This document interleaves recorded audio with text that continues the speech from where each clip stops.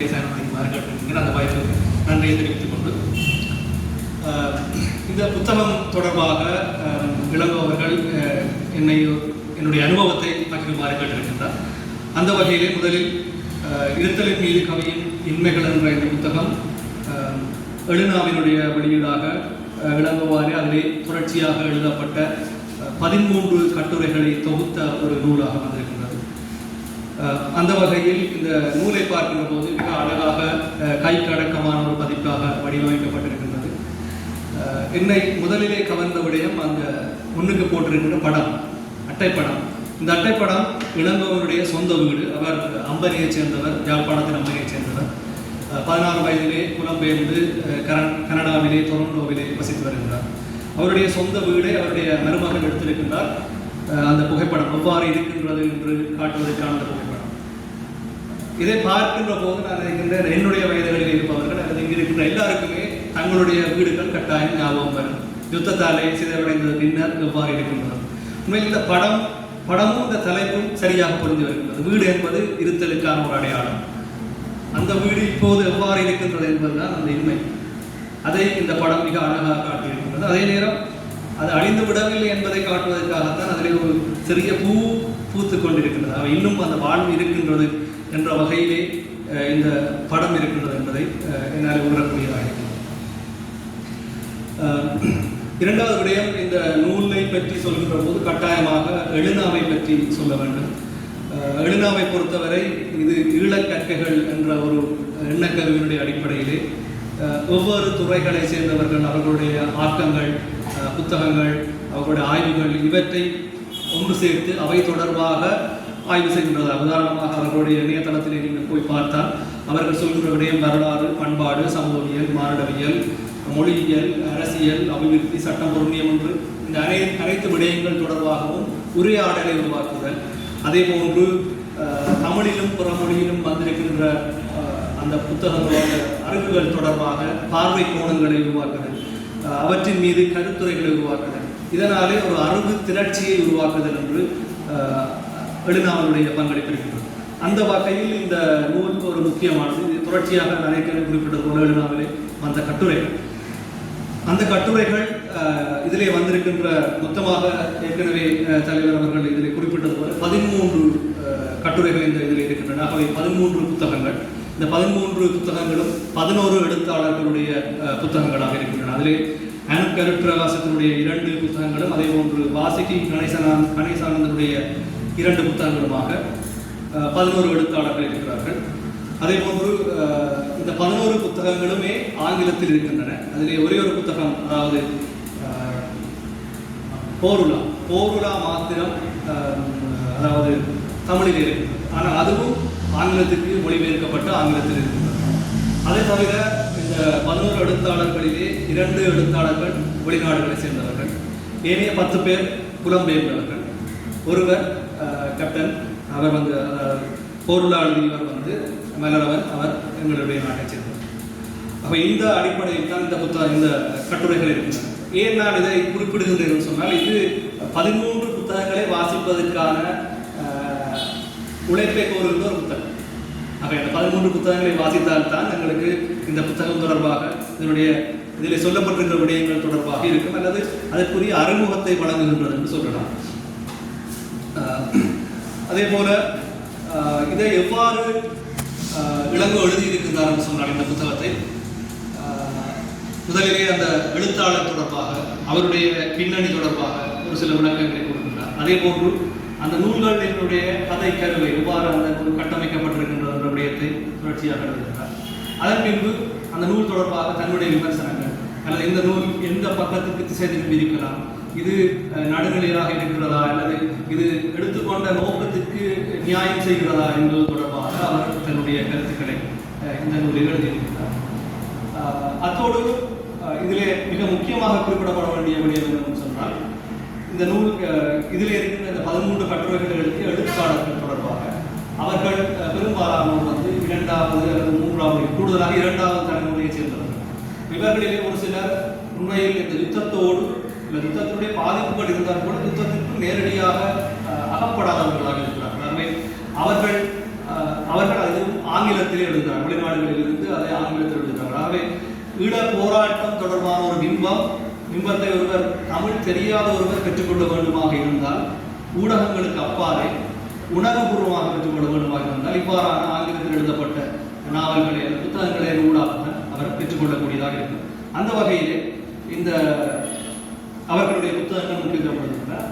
அதனாலே தான் இந்த புத்தகம் முக்கியம் பெறுகிறது என்று சொன்னால், இந்த புத்தகம் என்ன செய்கிறது என்று சொன்னால், சொல்லப்பட்ட இந்த ஒவ்வொரு புத்தகங்களும் எவ்வளவு தூரம் நியாயமாக இருக்கின்றன, எவ்வளவு தூரம் சரியாக இருக்கின்றன என்பதை இளங்கோவனுடைய கருத்துக்களிலே முன்வைக்கின்றன.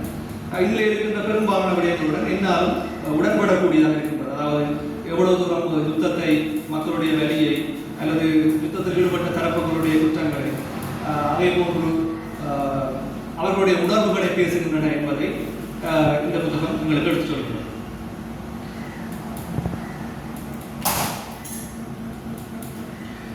இதில் இருக்கிற அடிப்படையான இன்னொரு கேள்வி, ஒரு படைப்பை வாசிக்கின்ற போது அந்த படைப்பு மாத்திரம் அந்த படைப்பு சொல்ல வருகின்ற விடயங்கள் தொடர்பாக புரிந்து கொள்வதற்கு போதும், அல்லது எழுத்தாளரை, அவருடைய பின்புலத்தை, அவர் ஏன் அதை எழுதுகின்றார் என்ற விடயத்தையும் நாங்கள் நோக்க வேண்டுமா என்ற ஒரு கேள்வி வருகிறது.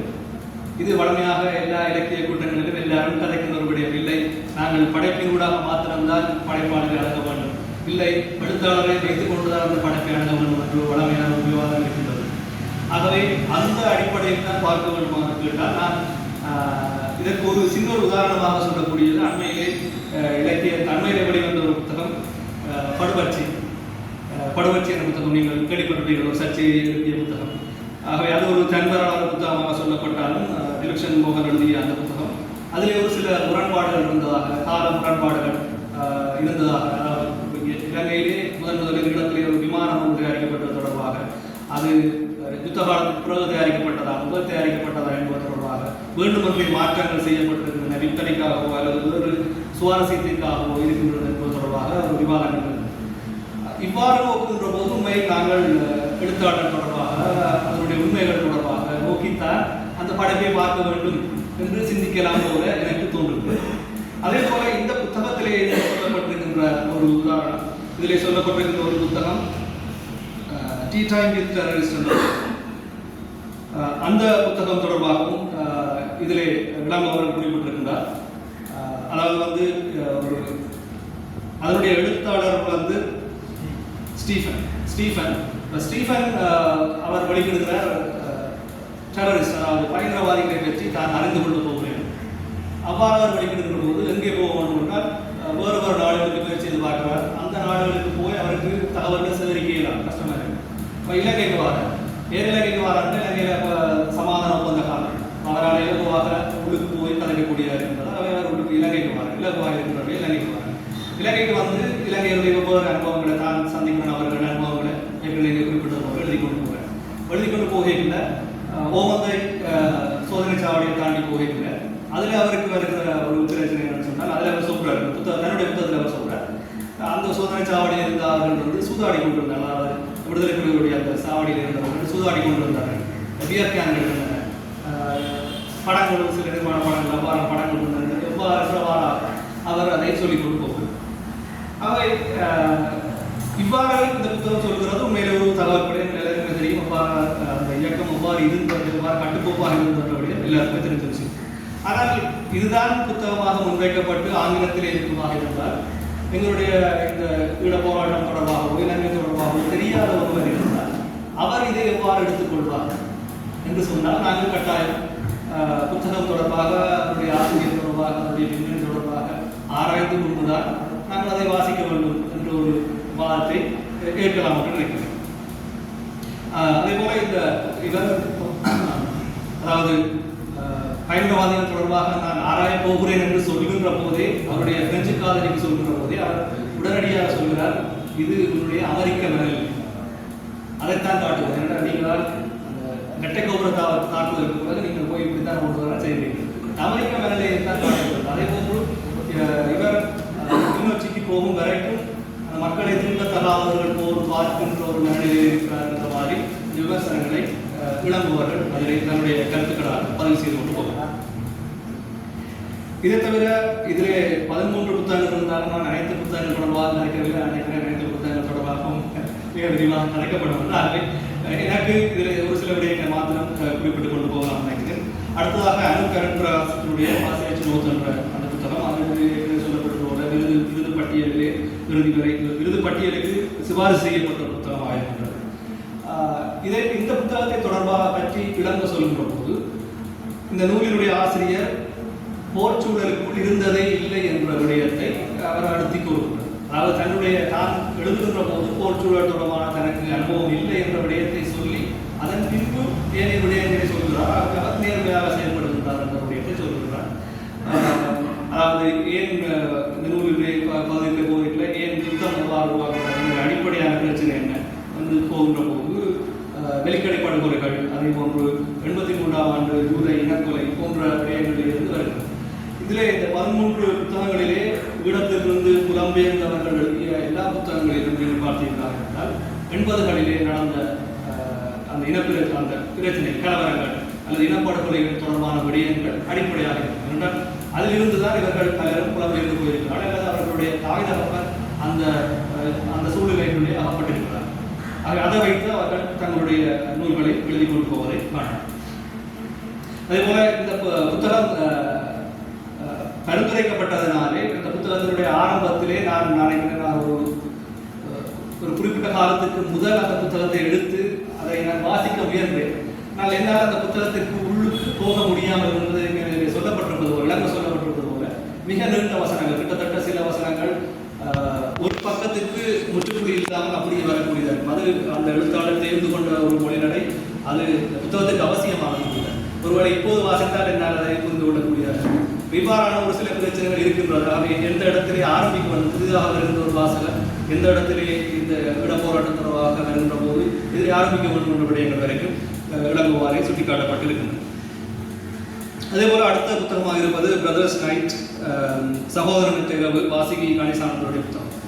இந்த புத்தகத்தை பற்றி விளங்க சொல்கின்ற போது 80 தொடக்கம் 89 வரையில் நடந்த பிரச்சனைகள், அதாவது ஜால் நூலக எரிப்பு, அதே போன்று 81 83 வரையான கலவரங்கள் தொடர்பாக அதில் சொல்லிக் கொண்டு போகிறார்கள். அந்த புத்தகத்தில் சொல்லப்பட்டிருக்கிறது. இதில் நான் இதற்காக குறிப்புகளை எடுக்கின்ற போது இனக்கலவரம் என்ற சொல்லை பாவிக்கலாம் என்று என்னுடைய வீரராஜன் அவர்கள் அடிக்கடி சொல்வது, இனக்கலவரம் என்ற சொல்லி பிள்ளை என்றால் 2 இனங்கள் அங்கே முரண்படவில்லை, ஒரு இனம் தான் தாக்கப்பட்டிருக்கின்றன. ஆகவே அந்த சொல்லை பாவிக்கக்கூடாது என்று சொல்கின்ற வரைக்கும் அதில் யோசிக்க வேண்டிய விடயங்கள் இருந்தது. அதே போல இந்த முதலிலே 80 99 வரையான பிரச்சனைகளை சொல்லிக் கொண்டு வந்த வாசிகி கணேசானன் அதன் பின்பு இடையே 20 ஆண்டுகளை விட்டுவிட்டு திருப்பி 2009ஆம் ஆண்டுக்கு போகிறார். 2009 நடந்த சம்பவங்களை சொல்கிறார். இது தொடர்பாக இளங்கோ சொல்கின்ற போது இந்த 20 ஆண்டுகளுக்குள் நடந்த சம்பவங்கள் அவற்றை இவர் விட்டுவிட்டார் என்ற ஒரு விஷயத்தை அழுத்தமாக சொல்கின்றார்.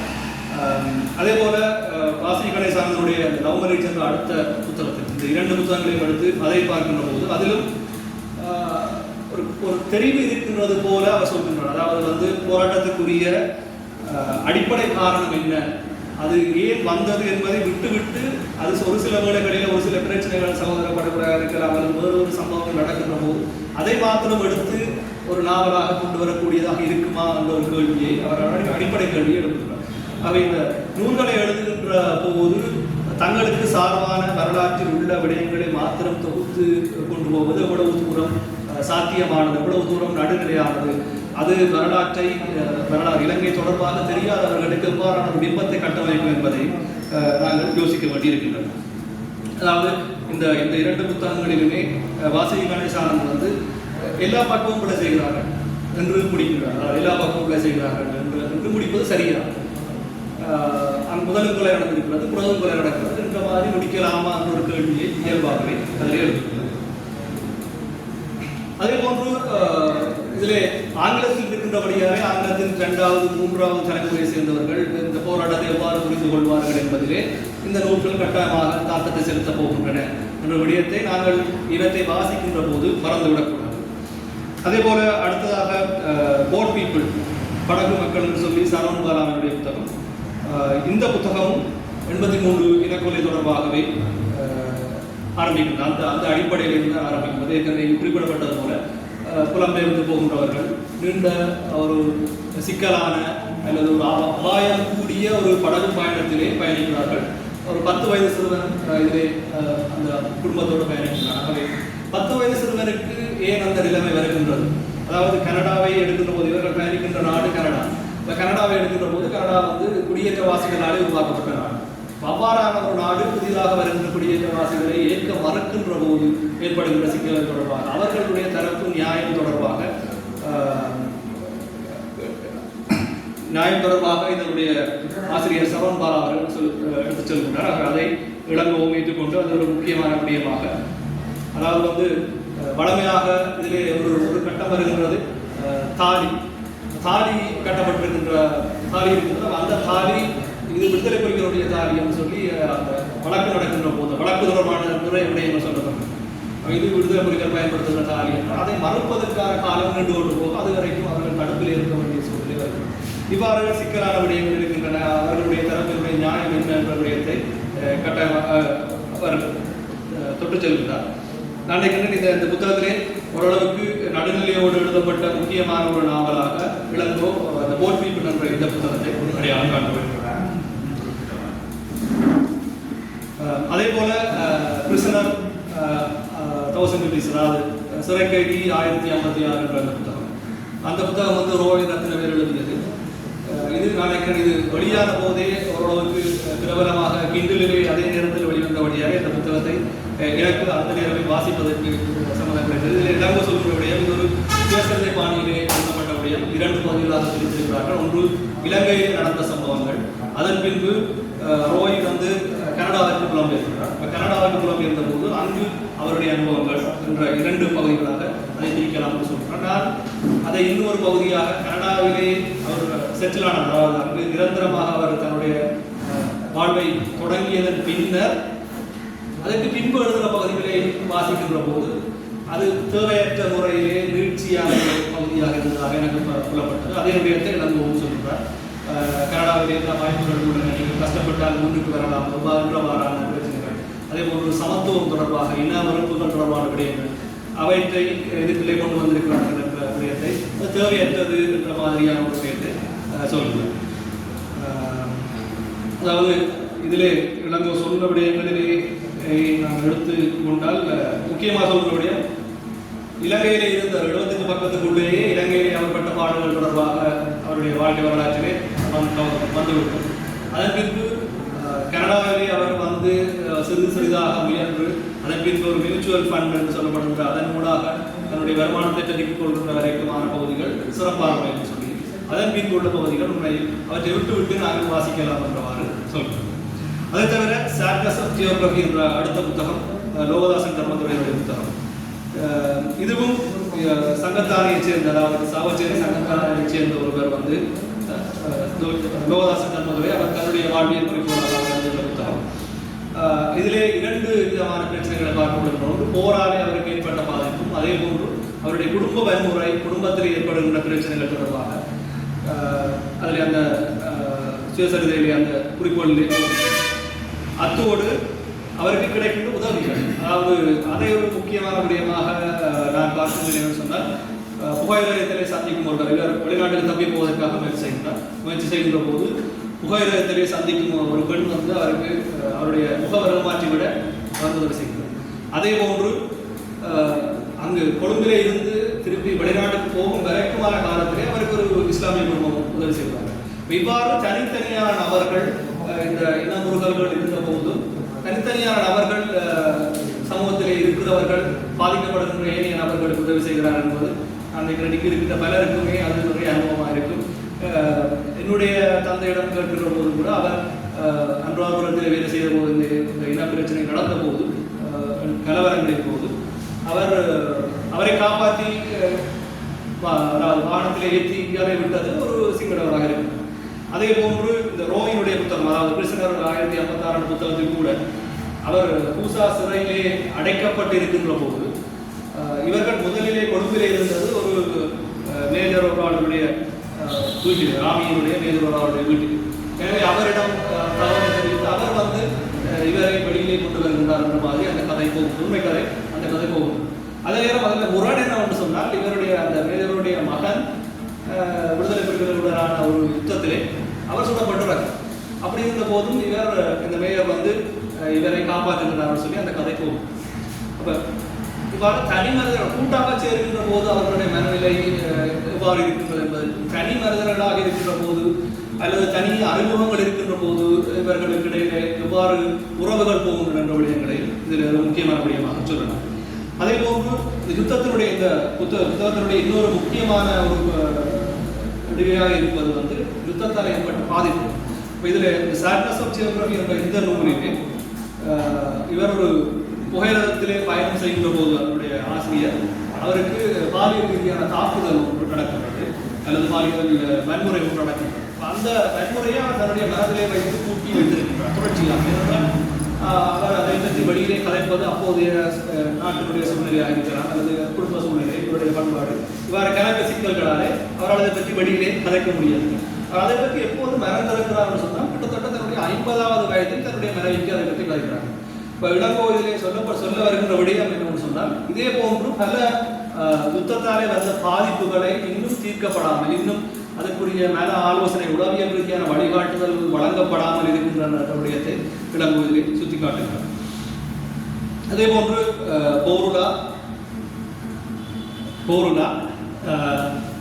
போருலா மலரனுடைய புத்தகம். இந்த புத்தகம் வந்து விடுதலை புலிகளிலே இருந்த ஒரு போராளி, அதாவது பீரங்கி படைப்பிரிவிலே இருந்த ஒரு போராளி கேப்டன் அவர்கள் அதற்குள்ளே நின்று நடந்த தாக்குதல் தொடர்பாக, அதாவது மாங்குள முகாம் தாக்குதல், மணநாட்டிலிருந்து மாங்குளத்துக்கு போவதற்காக அவர்கள் உளவு இயந்திரத்திலே போகின்ற போது ஏற்பட்ட சம்பவங்கள், அந்த வன்னிக்காட்டினுடைய தன்மை, அங்கிருந்த மக்களுடைய தன்மை, அந்த இயற்கை வளம், இவ்வாறு அவர்களுடைய வாழ்வியல் முறைகள் எவ்வாறு ஒரு யுத்தம் அவர்களை பாதிக்கின்றது என்பதோடு ஒரு போராடி ஒருவருடைய எண்ணப்பார்வை எவ்வாறு இருக்கின்றது, அவர் மக்களை எவ்வாறு பார்க்கின்றார், இயற்கையை எவ்வாறு பார்க்கின்றார், இவ்வாறான விடயங்களை சேர்த்து ஒரு மிகச்சிறந்த ஒரு போரிலே ஈடுபட்ட ஒருவராலே எழுதப்பட்ட ஒரு மிகச்சிறந்த ஒரு புத்தகமாக, நூலாக இந்த விடயத்தை இளங்க குறிப்பிடுகின்றார். உண்மையில் முதலாவதும் முதன்மையானதுமான ஈழப் போராட்டத்தினுடைய போர் இலக்கியம் என்று குறிப்பிட்டார். போர் இலக்கியம் என்கிற போது அதில் ஈடுபட்ட ஒருவர் அதன் இலக்கிய தரத்தோடு எழுதிய ஒரு புத்தகமாக இந்த புத்தகத்தை எழுதுபவர்கள் அறிமுகப்படுத்துகிறார். அதே நேரம் அதனுடைய முடிவிலே அதாவது வந்து மலரவர் வந்து தன்னுடைய 20வது வயதிலே இறந்து விடுகிறார் கலாடி தளத்தின் மீதான தாக்குதல். இப்போது இடாங்கோ பெற்ற விடயம், இப்போது யுத்தம் முடிந்து விட்டது, முதல் முறை இவர்கள் மாங்குளத்தின் மீது தாக்குதல் நடத்தி தோற்றுகிறார்கள், பிறகு திருப்பி கைப்பற்றுகிறார்கள். இறுதியாக இன்று முடிந்து என்ன எஞ்சியிருக்கிறது, என்ன இருத்தலின் மீது என்ன இன்மை, ஒன்றுடைய இன்மை, கடைசியாக நாங்கள் என்னத்துக்காக போராடி. இவர் இன்று இருந்திருந்தார், மலரவர் இன்று இருந்தால் கிட்டத்தட்ட 50 வயது இருந்திருக்கு. அவர் ஒரு மிகச்சிறந்த எழுத்தாளராக இருந்திருந்தார். இவ்வாறு அவருடைய கேள்விகள் போகும். அதை தவிர சோங் ஆஃப் த சன்வுட் சங்கரி சந்திரனுடைய புத்தகம், சூரிய கடவுளின் பாடல் புத்தகம், இது ஒரு மிகச்சிறந்த நாவலாக விளங்க சொல்கின்றார். அதாவது ஈழப்போராட்டம் தொடர்பாக ஆங்கிலத்திலே வந்த நாவல்களில் மிகச்சிறந்த ஒரு நாவலாக தேர்ந்து கொடுக்கிறார். இது ஆரம்பிக்கின்றது 1930ஆம் ஆண்டு. 3 தலைமுறைகளுடைய காலங்கள், அவர்கள் சந்தித்த போர் தொடர்பான அனுபவங்களை சொல்கின்றது. நேரடியாக போரை சொல்லாமல் அதோடு தொடர்புடைய ஒரு குடும்பம், 3 தலைமுறையாக அவர்கள் எவ்வாறு போராலே பாதிக்கப்படுகிறார்கள் என்ற அடிப்படையிலே அந்த விடயங்கள் தொடர்ச்சியாக போகின்றன. அதே நேரம் இதிலே இளங்கோ குறிப்பிடுகிற இன்னொரு விடயம், எஸ்போவினுடைய கருத்து, அதாவது வந்து இனி ஈழத்தினுடைய நாவலை வந்த இலக்கியங்களை வந்து புலம்பெயர்ந்தவர்களை வழிநடத்துவார்கள், அவர்களை முன்னுக்கு நிற்பார்கள் என்ற மாதிரியான ஒரு விடயத்தை குறிப்பிட்டு இதிலே சொல்கின்றார். வாசி கணேசானன், சரோபாலா, சங்கரி சந்திரன் ஆகியோர் 70-80களிலே பிறந்தவர்கள். ஆனால் இவர்களிலே அதாவது எங்களுடைய நாட்டிலிருந்து வெளிநாட்டிலே தான் அவர்கள் பிறக்கிறார்கள். அவ்வாறு இருந்த போதும் இவர்களிலே பலருக்கு தமிழை சரியாக வாசிக்க தெரியும். அதாவது வந்து ஒரு ஈழப்போராட்டம் தொடர்பாக இங்கு எழுதப்பட்ட நூல்களை வாசித்து அதனுடைய சாராம்சத்தை புரிந்து கொள்ளக்கூடிய அளவுக்கான தமிழ் பரிச்சயம் அல்லது அதனுடைய குறியீடுகள், அதனுடைய உள்ள அடுக்குகள் தொடர்பான பரிச்சயம் அவர்களுக்கு இல்லை என்று குறிப்பிடுகிறார். ஆனால் இவர்களாலே சரவண்பாலா, சங்கரி சந்திரன் ஆகியோர் உண்மைக்கு மிக நெருக்கமாக படைப்புகளை ஆங்கிலத்திலே படைக்கிறார்கள். இது மிக முக்கியமான விடயம் என்று இளங்கோவர்கள் குறிப்பிட்டு சொல்கிறார். அதை நினைக்கிறேன் நான் 2 நேரம் பேசிவிட்டேன் என்று. இதிலே இந்த புத்தகத்தோடு எழுதாவோடும் கதைக்கின்ற இவரோடு நாங்கள் யோசிக்கின்ற போது உண்மையில் இந்த புத்தகங்கள் அனைத்துமே எழுதப்பட்டன ஆங்கிலத்தில் எழுதப்பட்டிருக்கின்ற புத்தகங்கள். ஆகவே அதை ஈழத்தில் இருக்கின்ற தமிழ் மொழி மூலமாக வாசிக்கின்றவர்களுக்கு அறிமுகப்படுத்துகின்ற ஒரு முயற்சியாக அது எவ்வளவு தூரம் நடுநிலையாக சரியாக இருக்கின்றது என்பதை இளங்கோ தன்னுடைய பார்வையிலே பற்றி கூறி சொல்கிறார். அதைத்தான் நாமும் எதிர்பார்த்திருக்கின்ற நினைக்கிறோம். ஆனால் எனக்கு இருக்கின்ற கேள்வி என்னென்னு சொன்னால், ஈழத்தில் இருக்கிறவர்கள் நிச்சயமாக இந்த புத்தகங்களை எடுத்து ஒரு கொஞ்சம் வாசிக்கின்ற போதே எந்த பக்கம் சார்கிறது இல்லை என்ற விடயம் ஓரளவுக்கு வாசித்து இருக்குவார்கள் தான் அவர்களால் அதை அடையாளம் காண முடியும். ஆனால் புலம்பெயர்ந்தவர்கள் ஆங்கிலத்திலே மாத்திரம் வாசிக்கின்றவர்களுக்கு அதை செய்ய முடியாது. எனவே இந்த புத்தகம் உண்மையில் தமிழில் மாத்திரமல்ல ஆங்கிலத்திலும் பெற வேண்டும். ஆங்கிலத்தில் வந்தால்தான் அவர்களாலே அந்த புத்தகங்களில் இருக்கின்ற இந்த 13 புத்தகங்களில் குறிப்பிடப்பட்ட விடயங்கள் எவ்வளவு தூரம் உண்மையானது என்ற விடயத்தை அவர்களால் புரிந்து கொள்ள முடியும் என்னுடைய ஒரு சிறிய கருத்தை கூறி, உண்மையில் இன்றைக்கு பலர் இருக்கிறார்கள் புத்தகங்களோட விமர்சனம் செய்வதற்கு. இதில் என்னை அழைத்து எனக்கு இந்த வாய்ப்பை வழங்கியமைக்காக இளங்கோவுக்கும் அதே போன்று எழுநாவுக்கும் வந்து கூறி தொடர்ச்சியாக எழுநாவுடைய பணி முக்கியமானது. அதை கண்டுபிடித்த போது அவர்களுடைய பணியும் தொடர்ந்து நடைபெற வேண்டும், சிறப்பாக செயல்பட வேண்டும். அதே ஒரு ஆசிரியருக்கு வாழ்த்துக்களை தெரிவித்து வாய்ப்புக்கு நன்றி.